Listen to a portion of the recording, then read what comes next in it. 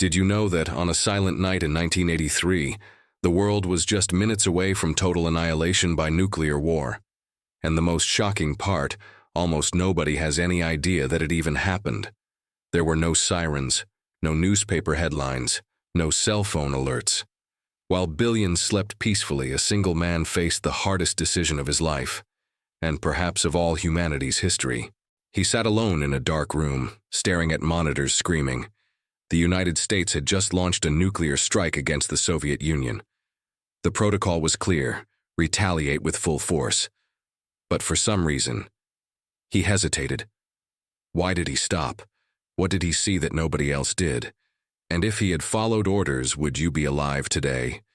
In this video, you'll discover how a system failure almost ended us all, and how one man's courage, or disobedience, prevented a nuclear apocalypse. Get ready, because this is the true story of the night the world nearly ended. To understand how we got so close to the edge, we need to go back to the tense backdrop of the Cold War, the 1980s.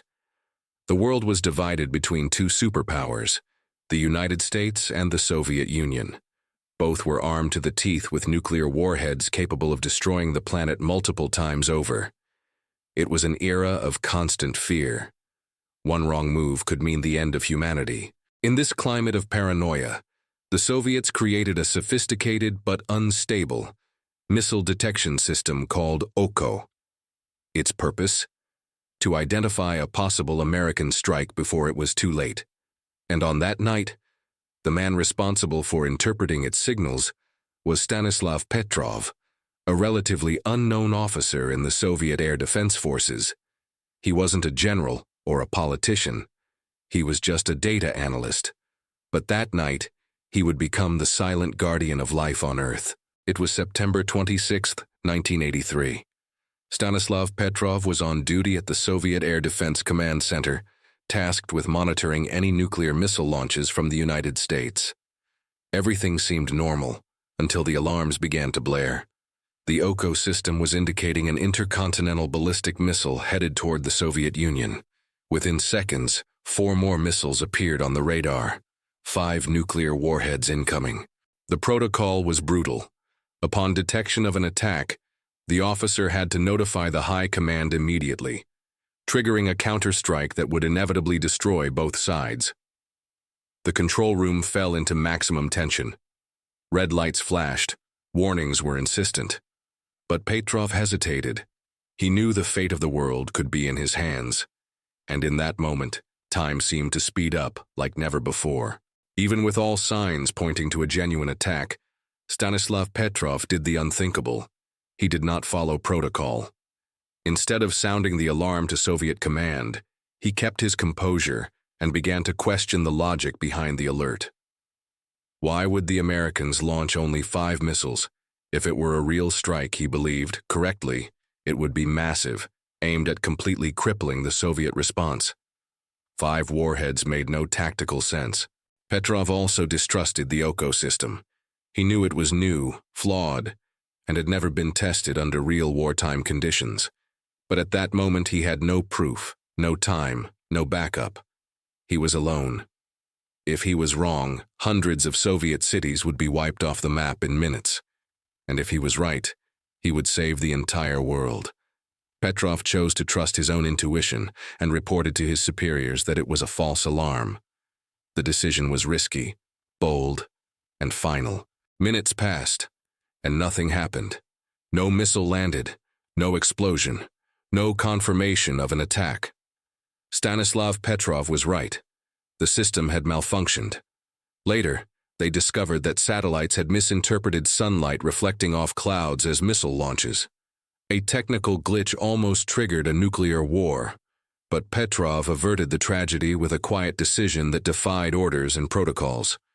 Instead of being hailed as a hero, he was reprimanded for not following military guidelines. His act remained secret for years, buried in Soviet government archives. No one outside that bunker had any idea what had occurred that night. Petrov returned home as if nothing had happened, carrying the weight of having saved the world without ever hearing thank you. He lost his job shortly afterward, suffered health problems, and lived the rest of his life out of the spotlight. Only decades later, when documents were declassified and NGOs recognized him, did his story finally emerge. But official recognition, that never came. This is the most unsettling part. The fate of all humanity rested for minutes in the hands of a solitary man sitting in a room surrounded by machines, screaming for destruction. Stanislav Petrov wasn't a trained hero, nor tasked with saving the world. He simply did what he thought was right, even if it meant disobeying direct orders. The climax of this story contains no explosions or battles, but absolute silence. The silence that followed a choice that changed everything. While generals awaited the alert that would launch World War III, Petrov simply didn't press the button. He questioned the machine, trusted his instinct, and because of that, billions continued living without even knowing they had teetered on the brink of oblivion. It was a moment of silent courage. And perhaps the most humane act ever performed by a soldier in all history.